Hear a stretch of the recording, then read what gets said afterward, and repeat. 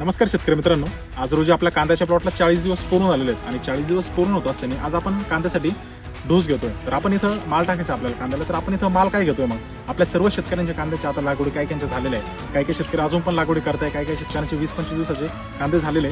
पण ह्या सर्वच कांद्यांसाठी आपल्याला एक डोस द्यायचा असतो, आपल्याला कांद्याला माल टाकायचा असतो, जेणेकरून आपले कांदे लवकरात लवकर व्यवस्थित ग्रो होतील, कांद्याची मान बनल आणि कांदा व्यवस्थित आपला एक्सपोर्ट क्वालिटीचा बनल.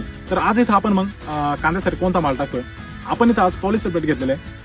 पॉलिसल्फेटमध्ये आपल्याला काय काय भेटते, आपल्याला कॅल्शियम, मॅग्नेशियम, त्याच्यानंतर सल्फर यासारखे घटक आपल्याला पॉलिसल्फेटमधून भेटत असतात.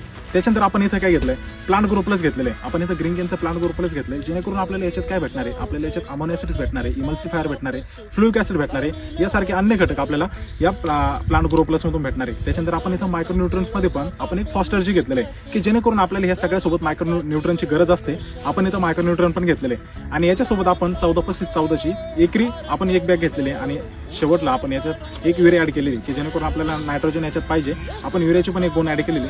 तर अशा प्रकारे आज आपण हा डोस घेतोय, पॉलिसल्फेट, त्याच्यानंतर प्लांट ग्रो प्लस, त्याच्यानंतर फॉस्टरजी, 14-25-14 आणि युरिया. तर अशा प्रकारे आज आपण आपल्या कांद्यासाठी हा डोस टाकून घेतोय, की जेणेकरून आपल्या कांद्याची लवकरात लवकर चांगली वाढ होईल आणि कांदा आपला मार्केटसाठी एक्सपोर्ट होईल.